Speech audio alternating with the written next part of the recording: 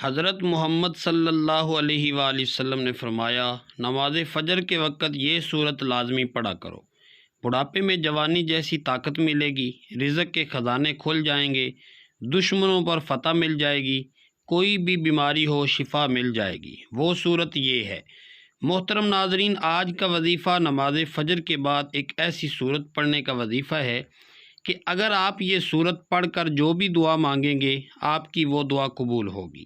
اگر آپ کی کوئی حاجات ہیں، کوئی خواہشات ہیں تو وہ بھی پوری ہوں گی۔ یہ صورت پڑھنے پر اگر دشمن پر فتح مانگو گے تو دشمن زیر ہو جائے گا۔ اگر بڑھاپے میں جوانی جیسی طاقت چاہتے ہو تو مل جائے گی، اور اگر آپ رزق مانگو گے تو اللہ تعالیٰ رزق کے ایسے خزانے کھول دے گا اور آپ کو وہاں سے رزق عطا کرے گا جہاں سے آپ کے وہم و گمان میں بھی نہیں ہوگا۔ یہ صورت پڑھنے سے بیماروں کو شفا مل جاتی ہے۔ یہ اللہ تعالیٰ کی سب سے پسندیدہ صورت بھی ہے، اور فجر کی نماز کے بعد پڑھنے سے اس کے فضائل اور بھی بڑھ جاتے ہیں۔ تو محترم ناظرین، کیا آپ نے کبھی زندگی میں ایسا لمحہ محسوس کیا ہے جب دل کے اندر کی بے چینی، آنکھوں کے آنسو اور سینے کا بوجھ ایک ساتھ نکلنے کو تڑپ رہا ہو؟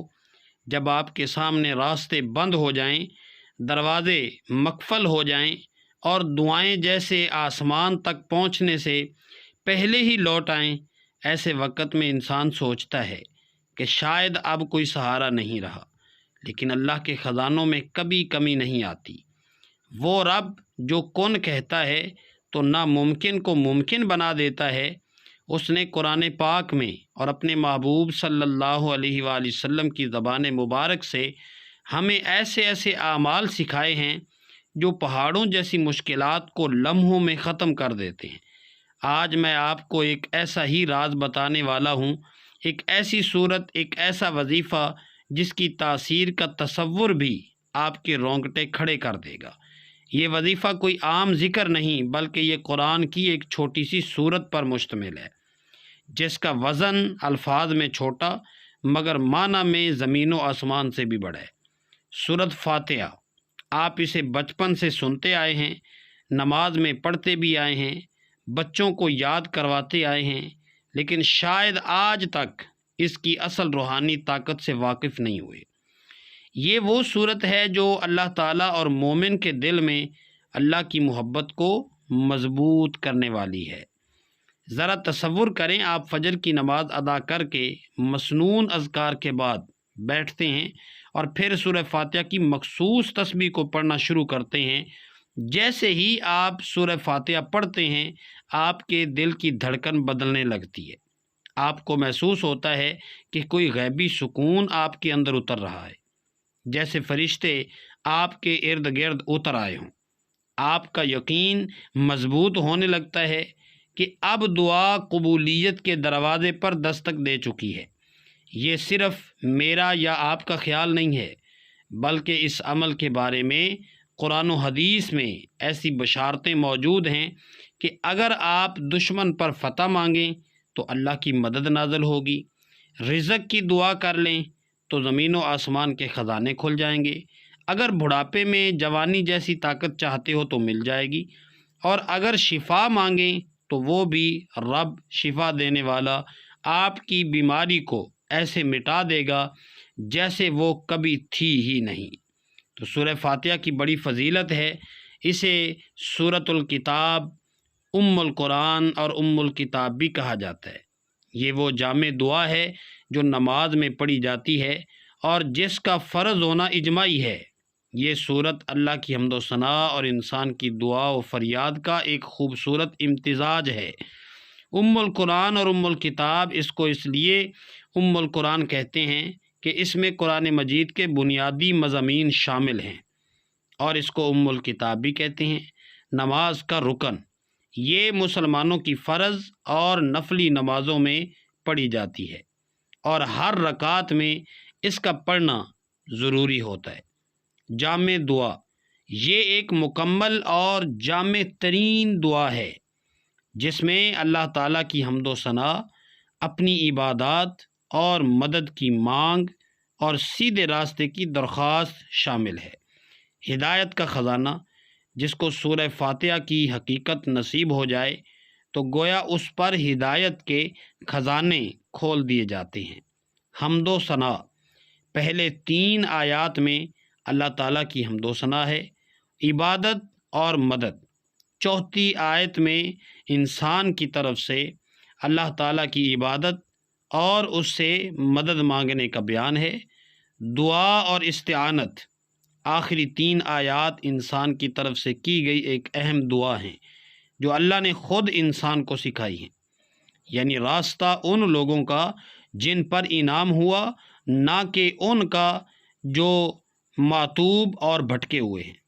پھر سوچئے، جب اسے ایک مخصوص تعداد میں ایک خاص وقت پر اور پورے یقین و اخلاص کے ساتھ پڑھتے ہیں تو اس کے اثرات کیسے ہوں گے؟ میں نے بزرگوں اور علماء کرام سے ایسے واقعات سنے ہیں جن میں لوگوں کی زندگیاں بدل گئیں۔ قرض کے بوجھ تلے دبے لوگ ایک ہفتے میں آزاد ہو گئے، لا علاج مریض صحت مند ہو گئے، دشمن کمزور پڑ گئے، اور وہ لوگ جو برسوں سے اولاد کے لیے ترس رہے تھے، اللہ نے انہیں اولاد کی خوشخبری دے دی۔ اور یہ سب اسی صورت کی برکت سے ہوا ہے، لیکن شرط یہ ہے کہ اسے یقین، محبت اور پابندی سے پڑھا جائے۔ فجر کا وقت روحانی طور پر بھی خاص اہمیت رکھتا ہے۔ صبح کے وقت جب فرشتے اعمال لے کر اللہ کی حضور حاضر ہوتے ہیں، تب آپ کا یہ ذکر، یہ صورت اور آپ کی دعائیں براہ راست آسمان کی طرف جاتی ہیں۔ یہی وہ لمحہ ہے جب اگر آپ کے دل میں کوئی حاجت ہے تو وہ اللہ کے سامنے رکھی جائے اور اس کے دروازے پر دستک دی جائے۔ آج میں آپ کو اسی ذکر کا مکمل طریقہ، اس کے فضائل اور اس سے جڑے قرآن و حدیثی دلائل کے ساتھ ساتھ کچھ ایسے مستند واقعات سناؤں گا جو آپ کے دل کو ہلا کے رکھ دیں گے۔ یہ کوئی سنی سنائی بات نہیں، بلکہ اللہ کے کلام کی طاقت کا زندہ ثبوت ہے۔ اگر آپ چاہتے ہیں کہ آپ کی زندگی سے تنگ دستی، بیماری، دشمنی اور مایوسی ہمیشہ کے لیے ختم ہو جائے، اگر آپ چاہتے ہیں کہ آپ کی دعائیں بغیر رکاوٹ کے عرش تک پہنچیں، اور اگر آپ چاہتے ہیں کہ آپ کے دل میں اللہ کی محبت اور یقین کا چراغ ہمیشہ روشن رہے، تو یہ ویڈیو آپ کے لیے ہے۔ آخر تک دیکھیں، کیونکہ جو راز میں آپ کو بتانے والا ہوں وہ آپ کی زندگی کو بدل سکتا ہے۔ قرآن مجید کے سمندر میں بے شمار صورتیں اپنی اپنی شان رکھتی ہیں، مگر کچھ صورتیں ایسی ہیں جو اپنے اندر غیر معمولی فضیلت اور طاقت سمیٹے ہوئے ہیں۔ ان میں سب سے نمایاں اور منفرد صورت ہے سورہ فاتحہ۔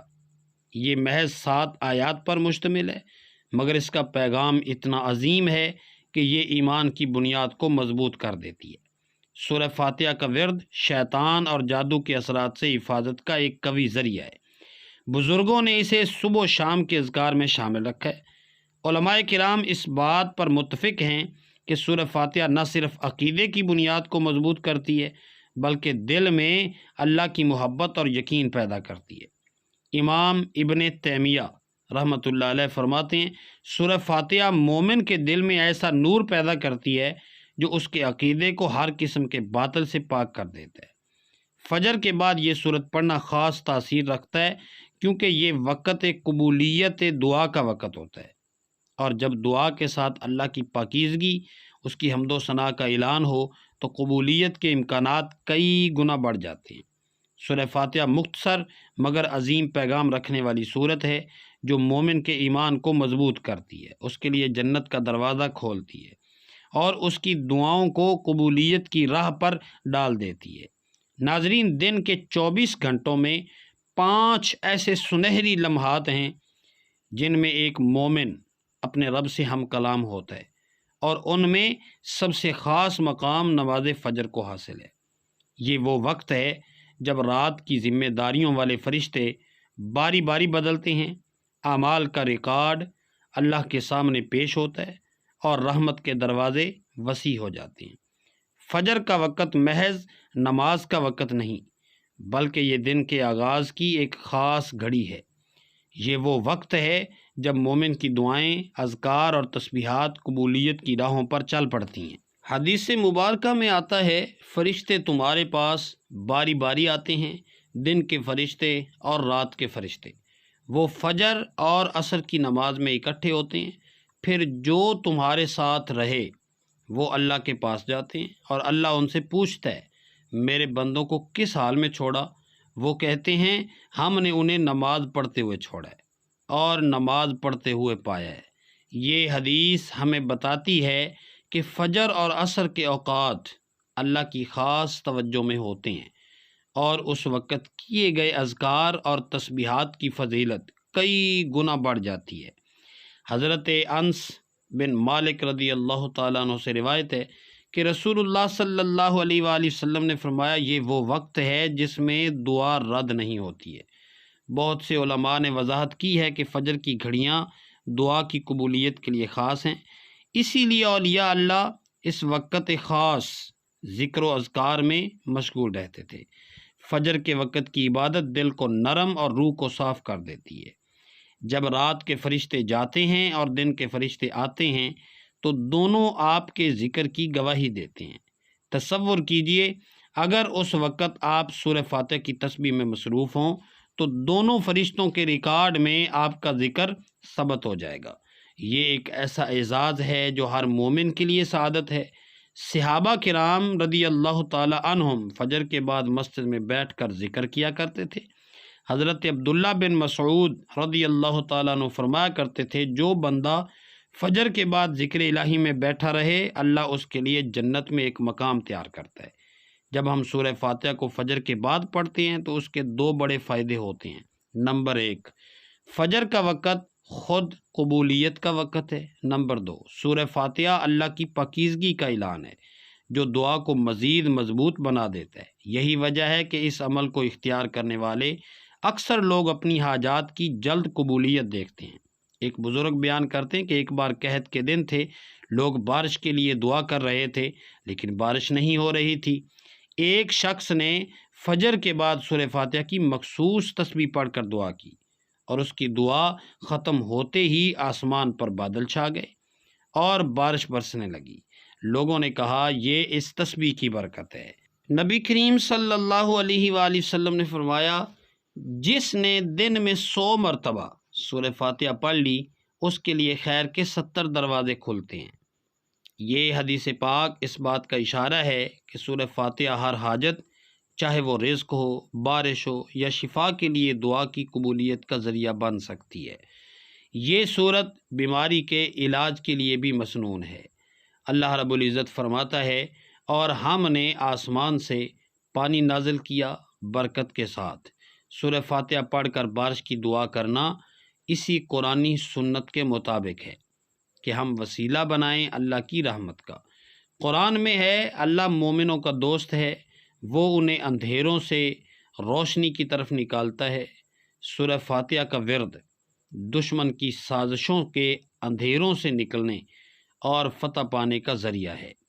جو اللہ رب العزت پر بھروسہ کرے گا وہ اس کے لیے کافی ہے۔ سورہ فاتحہ اللہ پر توکل کا سب سے بڑا اعلان ہے، اور توکل رزق کے تمام دروازے کھول دیتا ہے۔ ناظرین، دنیا میں بے شمار اذکار اور وظائف ہیں، لیکن ان سب میں سے زیادہ مؤثر اور طاقتور وہی ہوتے ہیں جو قرآن و سنت سے ثابت ہوں اور اللہ کے محبوب بندوں نے انہیں آزمایا ہو۔ سورہ فاتحہ کی تسبیح انہی منتخب اعمال میں سے ایک ہے۔ یہ محض الفاظ کا مجموعہ نہیں بلکہ ایمان، یقین اور محبت الہی کا اعلان ہے، اور جب اسے فجر کی نماز کے بعد پڑھا جائے تو اس کا اثر کئی گنا بڑھ جاتا ہے۔ سورہ فاتحہ کو کثرت سے پڑھنے کی فضیلت نبی کریم صلی اللہ علیہ وسلم کی کئی احادیث سے ثابت ہے۔ خاص اوقات میں پڑھنا جیسے فجر یا عصر کے بعد اہل علم کے نزدیک دعاؤں کی قبولیت کے اسباب میں سے ہے۔ یہ وظیفہ دراصل ذکر قلب اور ذکر لسان کا امتزاج ہے۔ زبان پڑھتی ہے، دل یقین کرتا ہے اور اللہ کا نور انسان کے وجود میں اترتا ہے۔ ہر عمل کی قبولیت کی بنیاد نیت پر ہے۔ رسول اللہ صلی اللہ علیہ وآلہ وسلم نے فرمایا، اعمال کا دار و مدار نیتوں پر ہے، اس وظیفے سے پہلے دل میں پختہ نیت کریں کہ یہ ذکر صرف اللہ کی رضا اور اپنی جائز حاجات کی تکمیل کے لیے، نہ کہ محض آزمائش یا دنیاوی دکھاوے کے لیے۔ وظیفہ شروع کرنے سے پہلے دل میں نیت کریں کہ یا اللہ میں یہ سورہ فاتحہ تیری رضا کے لیے پڑھ رہا ہوں یا پڑھ رہی ہوں، اور اپنی حاجت مثلا رزق، شفا، بارش، دشمن پر فتح تیرے سامنے رکھتا ہوں یا رکھتی ہوں۔ وقت کی نزاکت کو مد نظر رکھتے ہوئے چلتے ہیں وظیفے کی جانب۔ آپ نے سب سے پہلے نماز فجر ادا کر لینی ہے۔ نماز فجر ادا کرنے کے بعد آپ نے حضور پاک صلی اللہ علیہ وآلہ وسلم کی خدمت اقدس میں درود پاک کا نذرانہ پیش کرنا ہے۔ تو ایک بار ثواب کی نیت سے میرے ساتھ بھی درود پاک پڑھ لیں۔ اللہم صلی علی محمد وعلی آل محمد کما صلیت علی ابراہیم وعلی آل ابراہیم انک حمید مجید۔ اللہم بارک علی محمد وعلی آل محمد کما بارکت علی ابراہیم وعلی آل ابراہیم انک حمید مجید۔ درود پاک پڑھنے کے بعد آپ نے ایک تسبیح سورہ فاتحہ کی پڑھنی ہے۔ ایک تسبیح سورہ فاتحہ کی پڑھنے کے بعد آپ نے اللہ تعالیٰ کے مبارک ناموں کی ایک تسبیح پڑھنی ہے۔ آپ نے یا وہاب، یا رزاق، یا کریم، ان تین ناموں کو ملا کر پڑھیں گے تو ایک شمار ہوگا۔ آپ نے ان تین ناموں کی ایک تسبیح پڑھنی ہے۔ یہ دو تسبیح پڑھنے کے بعد آپ نے دوبارہ درود پاک پڑھنا ہے جو شروع میں پڑھا تھا، اور درود پاک پڑھنے کے بعد آپ نے ایک مرتبہ سورہ یاسین کی تلاوت بھی کر لینی ہے۔ یہ وظیفہ پڑھنے کے دوران دل میں اپنی حاجت کا تصور کریں، جیسے کہ بارش کی دعا مانگ رہے ہیں تو بادلوں کا تصور کر لیں، شفا مانگ رہے ہیں تو صحت مند ہونے کا تصور ذہن میں رکھیں۔ تو اہل ایمان کا تجربہ ہے کہ اس وظیفے کو مسلسل 7 دن یا 21 دن تک کرنے سے حیرت انگیز نتائج ظاہر ہوتے ہیں۔ کبھی کبھی پہلے ہی دن دعا کی قبولیت کے آثار ظاہر ہو جاتے ہیں۔ سورہ فاتحہ کی تسبیح فجر کے بعد ایک مجرب اور روحانی اثر رکھنے والا عمل ہے، بشرطے کہ اسے درست نیت، صحیح طریقے اور مکمل یقین کے ساتھ کیا جائے۔ یہ نہ صرف حاجات پوری کرتا ہے بلکہ ایمان کو بھی مضبوط کرتا ہے۔ وظیفہ مکمل کرنے کے بعد دونوں ہاتھ اٹھا کر عاجزی کے ساتھ دعا کر لینی ہے۔ دعا میں پہلے اللہ کی حمد و ثنا کریں، پھر نبی کریم صلی اللہ علیہ وآلہ وسلم پر درود بھیجیں، اور آخر میں اپنی حاجت مانگیں۔ دعا میں یقین رکھیں کہ قبولیت ابھی ہوگی۔ ناظرین، یہ تھا سورہ فاتحہ کی تسبیح کا وہ مبارک عمل جو نہ صرف قرآن و حدیث سے ثابت ہے بلکہ صدیوں سے بزرگان دین کے تجربات اور لاکھوں مسلمانوں کی دعاؤں کی قبولیت کا ذریعہ بھی رہا ہے۔ یہ عمل ہمیں یاد دلاتا ہے کہ اصل طاقت اور اختیار صرف اللہ کے پاس ہے۔ وہی بے نیاز ہے، وہی رزاق ہے، وہی شافی ہے، اور وہی دشمنوں پر غالب آنے والا ہے۔ فجر کے بعد کا وقت دل کی سچی نیت اور سورہ فاتحہ کی تکرار گویا آسمان اور زمین کے درمیان ایک ایسا نورانی پل ہے جس سے دعا سیدھی عرش الہی تک پہنچتی ہے۔ اگر ہم اس وظیفے کو محض ضرورت کے وقت نہیں بلکہ زندگی کا مستقل حصہ بنا لیں تو انشاءاللہ دنیا اور آخرت دونوں میں کامیابی ہماری ہم سفر ہو جائے گی۔ یہ ایک پکار ہے دل کی گہرائیوں سے رب کی طرف یقین کے ساتھ، اور جب یقین کامل ہو تو رحمت کے دروازے خود بخود کھل جاتے ہیں۔ اے اللہ، ہم تیرے گناہ گار بندے ہیں، تیرے خطا کار بندے ہیں، ہمارے گناہوں کو معاف فرما دے، ہماری خطاؤں کو مولا معاف فرما دے۔ اے اللہ، ہم اپنے اگلے پچھلے صغیرہ کبیرہ سبھی گناہوں، خطاؤں اور نافرمانیوں کی معافی مانگتے ہیں۔ اے باری تعالی، ہم اپنے گناہوں سے توبہ کرتے ہیں، ہماری توبہ کو قبول فرما لے۔ اے اللہ ہم گنہگار ہیں، سیاہ کار ہیں، بدکار ہیں، تیرے احکام کے نافرمان ہیں، ناشکرے ہیں، لیکن میرے معبود تیرے نام لیوا بندے ہیں، تیری توحید کی گواہی دیتے ہیں۔ تیرے سوا کوئی عبادت کے لائق نہیں ہے، تیرے سوا کوئی عبادت کے لائق نہیں ہے، تیرے سوا کوئی عبادت کے لائق نہیں ہے۔ ہمارے معبود، ہمارے گناہ تیری رحمت سے بڑے نہیں ہیں، تو اپنی رحمت سے ہمارے گناہ معاف کر دے۔ اے اللہ پاک ہمیں گمراہی کے راستے سے ہٹا کر صراط المستقیم کے راستے پہ چلنے والا بنا دے۔ اے اللہ ایسی نمازیں پڑھنے کی توفیق عطا فرما دے جس نماز سے تو راضی ہو جائے۔ مولا کریم زندگی میں ایسے نیک اعمال کرنے کی توفیق عطا فرما جن اعمالوں سے تو راضی ہو جائے۔ ہمیں ایسی زندگی گزارنے کی توفیق عطا فرما دے مولا کریم جس سے تو راضی ہو جائے۔ ایمان پہ زندہ رکھ اور ایمان پہ ہی موت عطا فرما دے۔ اے اللہ ہم تیرے احکام کی فرما برداری کرنے والا بنا۔ اے اللہ تیرے پیارے حبیب جناب محمد رسول اللہ صلی اللہ علیہ وسلم کے نیک اور پاکیزہ آداب کو اپنانے والا بنا دے۔ اے اللہ ہماری پریشانیوں کو دور کر دے۔ اے اللہ جو بیمار ہیں انہیں شفائے کاملہ عطا فرما۔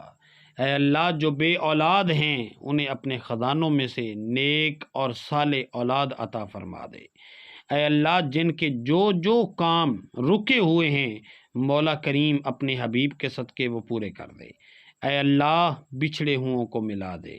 اے اللہ شادی شدہ جوڑوں میں محبت اور خلوص پیدا کر دے اور ان کی زندگیوں میں مولا کریم تو برکت عطا فرما دے۔ اے اللہ تمام لڑکے اور لڑکیوں کے نصیب اچھے کر دے۔ اے اللہ جو قرض کے بوجھ تلے دبے ہوئے ہیں مولا کریم ان کا قرض جلد سے جلد ادا کروا دے۔ اے رب العزت شیطان سے ہماری حفاظت فرما۔ اے باری تعالی حلال رزق کمانے کی توفیق عطا فرما دے۔ آخر میں میری اللہ تعالیٰ سے دعا ہے کہ اللہ تعالیٰ میرا سنانا اور آپ کا سننا اپنی پاک بارگاہ الہی میں قبول و منظور فرمائے۔ جو مانگا مقدر فرمائے، جو نہیں مانگ سکے بن مانگے عطا فرما دے۔ اللہ تعالیٰ نیکی کی بات کو سننے، سمجھنے اور اس پر عمل کرنے کی طاقت اور توفیق مرحمت فرمائے۔ آمین ثم آمین۔ ناظرین آپ سے گزارش ہے کہ اپنے رزق میں برکت، وسعت اور کشادگی کے لیے اللہ تعالیٰ کے 99 ناموں میں سے کوئی ایک نام لکھ کر کومنٹ سیکشن میں ضرور شیئر کر دیں۔ اللہ تعالیٰ ہم سب کا حامی و ناصر ہو۔ آمین۔ مجھے بھی دعاؤں میں یاد رکھیے گا۔ جزاکم اللہ خیراً۔